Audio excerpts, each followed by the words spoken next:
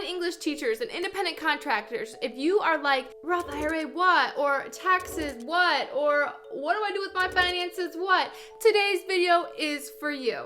Today we're going over the online English teacher financial guide to building wealth as an independent contractor in 3 easy steps. I asked one of my former clients, Alison Joanna, who is a finance guru. She's also an OutSchool teacher and a former VIP kid teacher. She saved over $30,000 in 3 years while making an average of less than $30,000 a year in those 3 years. What? Yes, she's gonna share really helpful tips as she knows loads about being an independent contractor and saving money and building wealth. Are you ready to stop feeling overwhelmed and start building that wealth? Let's get into it. What's up? I'm Danie of Hey Danie J. I am an online teacher and business coach. I help people build lives of freedom through teaching English online and also building scalable teacher brands on YouTube. Now, let's get right into it with Alison Joanna. Alison's first step for online English teachers to build wealth as independent contractors is to plan for taxes. Alison, what is the deal with taxes as an independent contractor, and what are the top tips that you can share with us to guide us in the right direction? Hey, Danie. As online teachers, we are independent contractors. So that means our employers are not withholding money from our paychecks for taxes. It is up to us to take money out of our paychecks and put that aside for taxes and then ultimately pay taxes with that money. So what I recommend doing is I recommend opening a high yield savings account and putting a portion of your paycheck into that account for taxes. The great thing about putting your tax money into a separate bank account is that you can label it taxes. You can forget about it. You don't have to look at it. You don't have to be tempted to spend it, which is good because you don't want to spend that money. You want to pay your taxes with it. The other great thing about a high yield savings account is that you'll earn a higher interest than you would in a regular savings account.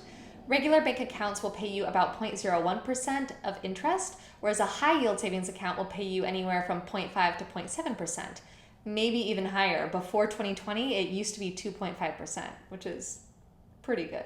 I personally use Marcus by Goldman Sachs. I love it as a high yield savings account, but I've also heard great things about Ally, so those are a couple options. Now, if you're wondering how much money you should be putting aside for taxes, that answer isn't so easy. I always say personal finance is personal, but when it comes to taxes, personal finance is very personal.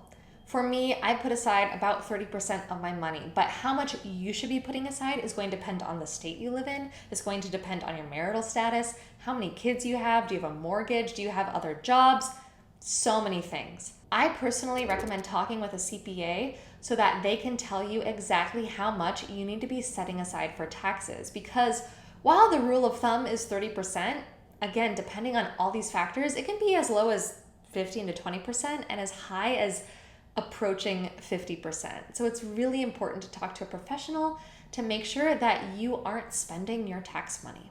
Another great thing about talking with a tax professional is they'll be able to tell you if you need to pay quarterly taxes. So if you earn a full-time income from online teaching, chances are you need to pay quarterly taxes. So I would definitely recommend that. However, if you are unable to talk to a professional right now, the IRS also has a form where you can estimate and calculate quarterly taxes. So I'll send that to you, Danie, if you want to put it in the description box below. Alison, thank you for those golden nuggets. I have always put money aside for taxes, but I've actually never put it in a high yield savings account before. And until we met, I never even thought about doing that. So that is something that I am in the works and process of setting up. So thank you so much. And if people haven't yet, be sure to go subscribe to Alison's channel. She has videos that really break down these things more specifically. Alison's second step for online English teachers to build wealth as independent contractors is to put money in a Roth IRA. I started seriously investing money into a Roth IRA about 2.5 years ago, and it has been awesome. So Alison, can you share with us what's a Roth IRA? How do you put money into them? What's the deal? I love Roth IRAs. I'm so glad you're investing in one, Danie.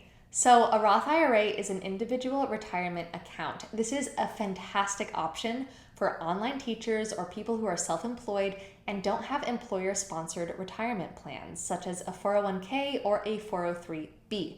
However, even if you have those plans, you can still contribute money to a Roth IRA as long as you meet the income requirements. So as of right now in 2021, you have to be making under $125,000 per year as an individual or under $198,000 per year if you're a married couple filing jointly. Now, why save in a Roth IRA instead of a regular brokerage account? Because a Roth IRA is tax advantaged.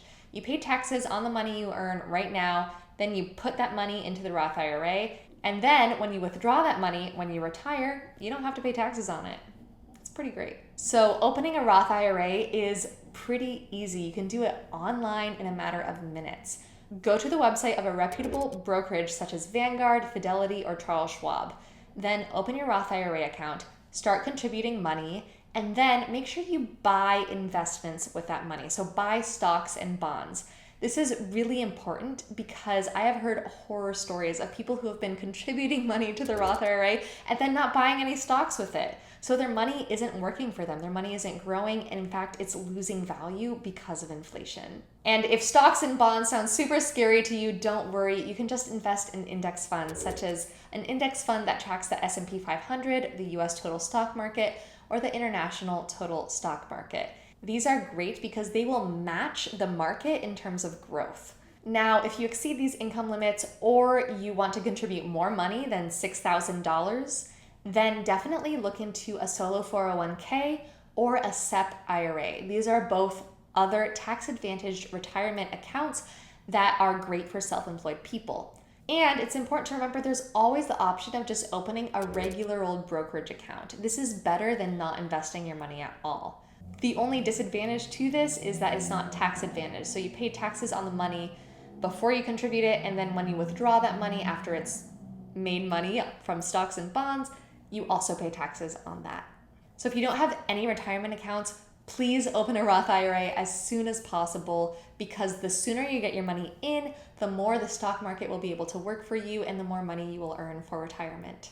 Oof, are you finding these tips helpful? If so, be sure to hit that like button, and let's dive into Alison's third and final tip for online English teachers to build wealth as independent contractors, and that is to budget your life.